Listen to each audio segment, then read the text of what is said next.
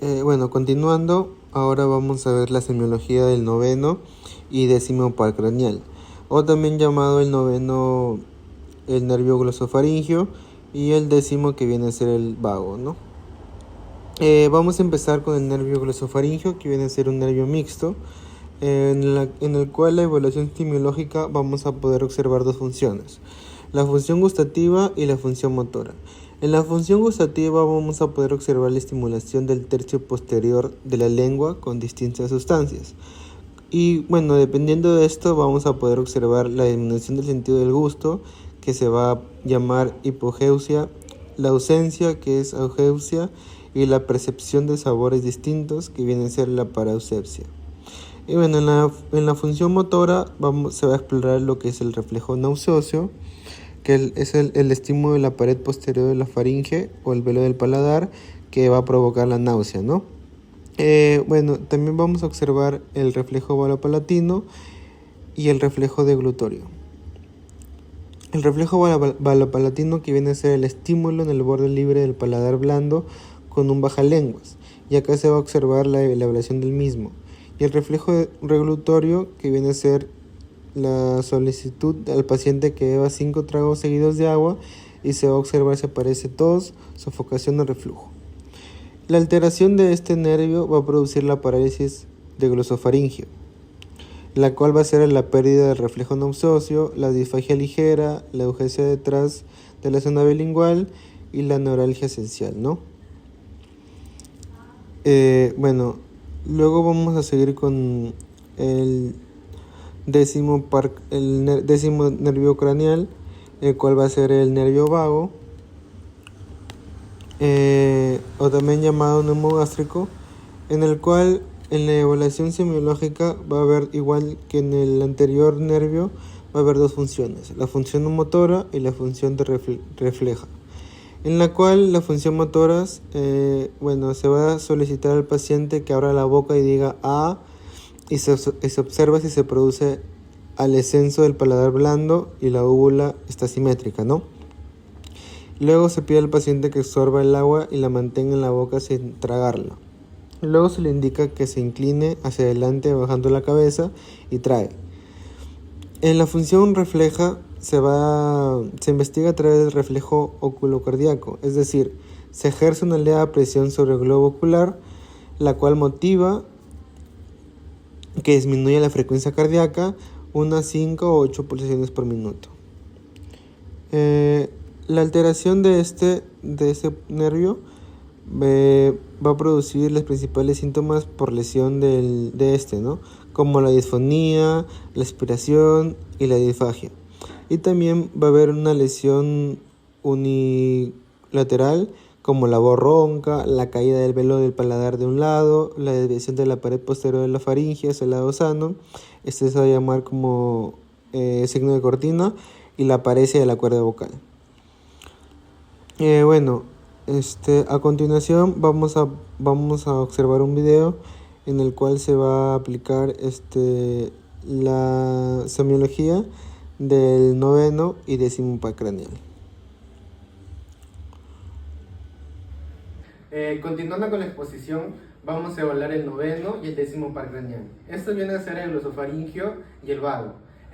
Primero, para evaluar el glosofaringio noveno par craneal, vamos a pedir al paciente que abra la boca de manera exagerada y grande y que saque la lengua. Y con el bajalenguas vamos a mover la lengua de manera que se pueda ver la úvula y que el paciente diga "ah, ah". Acá lo que vamos a evaluar es que la úvula esté en medio del velo del paladar, no que esté ni a la izquierda ni a la derecha, porque esto va a indicar un problema del par craneal glosofaringio. Luego, para evaluar el décimo par craneal o vago, vamos a pedir al paciente que tome un poco de agua. Por favor, toma un poco de agua. Y acá lo que vamos a poder observar es que el paciente pueda deglutir de manera correcta.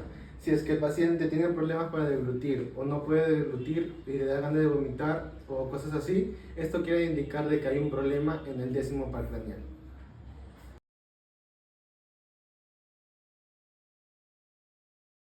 El nervio espinal, también llamado accesorio del vago, es exclusivamente motor. Como se sabe, se va a dividir en dos ramas, una interna o craneal, el cual se va a originar en lo que es el bulbo y es considerada también parte integrante de lo que es del vago, y la otra que es externa o espinal, el cual va a nacer en lo que es el núcleo accesorio del asta ventral de los primeros 4 segmentos de la médula cervical.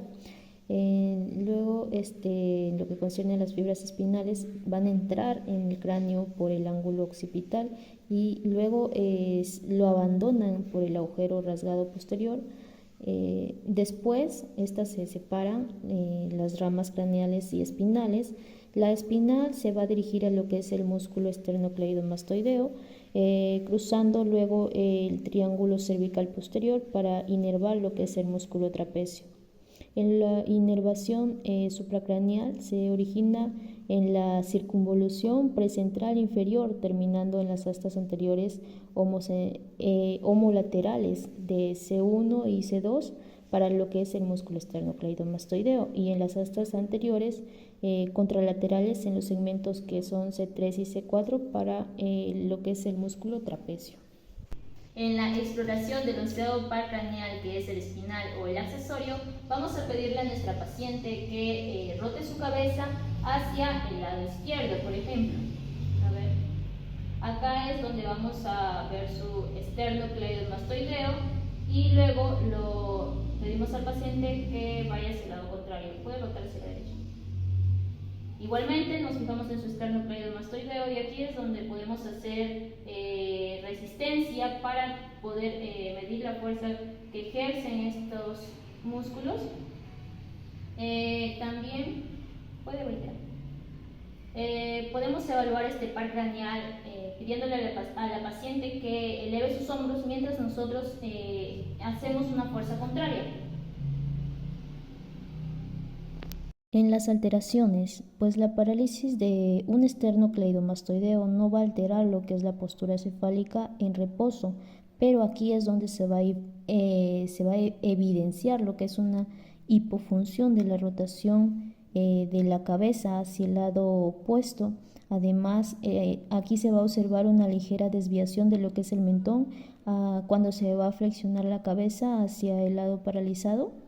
El compromiso también del trapecio se va a poner en manifiesto por lo que es el descenso del hombro con la rotación del omóplato hacia afuera y también hacia abajo. Aquí es donde va a ser evidente la debilidad de la elevación del hombro. Como se sabe, en este par craneal va a ser afectado por lesiones del núcleo ambiguo del bulbo, como en las enfermedades de la neurona motora y también en las enfermedades vasculares. En lo que es el nervio hipogloso, se encarga de suministrar información motora a la lengua. En lo que concierne a su núcleo, va a yacer en la parte alta del bulbo, cerca a la línea media, y en lo que concierne a sus fibras, salen de entre la pirámide y las olivas a través de una serie de raicillas que se unen en lo que es el tronco, que emergen del cráneo por lo que es el agujero condilio anterior, y luego tenemos que el nervio se va a dirigir hacia adelante y va a descender por el cuello hasta el ángulo de la mandíbula, pasa cerca de lo que es la arteria carótida interna y también la vena yugular para dirigirse a lo que es el hueso hioides y luego medialmente hacia lo que es la lengua. En alteraciones, cuando existe una lesión unilateral, al protruirla voluntariamente se observa una desviación hacia el lado afectado por acción del geniogloso sano. Existe además una hemiatrofia lingual homolateral, a veces con lo que es fasciculaciones. Luego tenemos a una parálisis bilateral que produce una marcada disartria asociada con trastornos en la masticación y en la deglución. En las lesiones supranucleares bilaterales no se observa lo que es una atrofia ni fasciculaciones y por lo general forman parte del síndrome pseudobulbar y en lo que es las lesiones supranucleares unilaterales, la lengua suele desviarse hacia el lado del hemicuerpo. En la exploración del 12º par craneal, que es el hipogloso, vamos a pedirle a la paciente que proyecte su lengua hacia afuera. Ahora le pedimos que realice algunos movimientos, como por ejemplo que mueva su lengua hacia la derecha, luego hacia la izquierda, hacia arriba, hacia abajo, y acá es donde nosotros tenemos que evaluar cómo son estos movimientos. Ahora le pedimos a la paciente que cierre la boca y que empuje su mejilla con la lengua. Y aquí es donde nosotros podemos hacer algunos movimientos para medir la fuerza de la lengua. Luego hacia el lado contrario.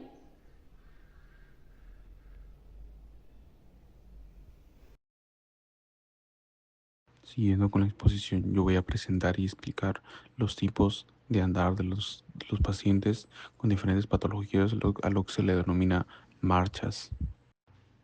En la marcha hemiparética tenemos una pierna afectada, rigidez y el paso en circunducción.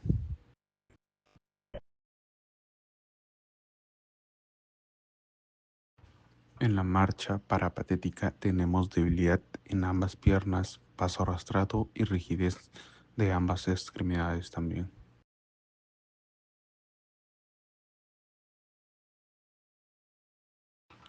En la marcha miopática tenemos una flexión exagerada de caderas y rodillas, dificultad para levantar las piernas y una postura inclinada hacia adelante.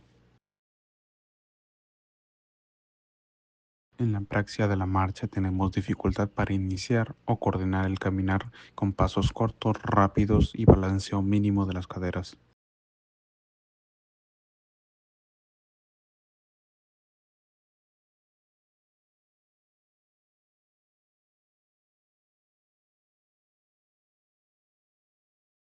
En la marcha atavética tenemos un andar con pasos grandes, arrastrados, dificultades para sentir el suelo e inseguridad al caminar.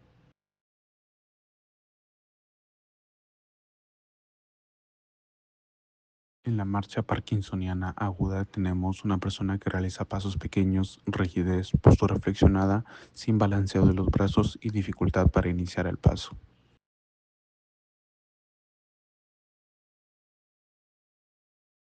En la marcha parkinsoniana severa tenemos pasos aún más pequeños, mayor rigidez, dificultad para girar y congelación del paso.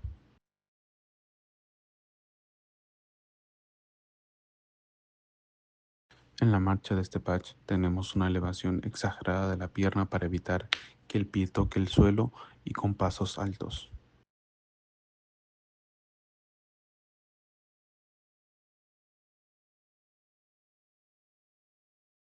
En la marcha táxica tenemos inestabilidad y descoordinación con pasos amplios, vacilantes y desequilibrio.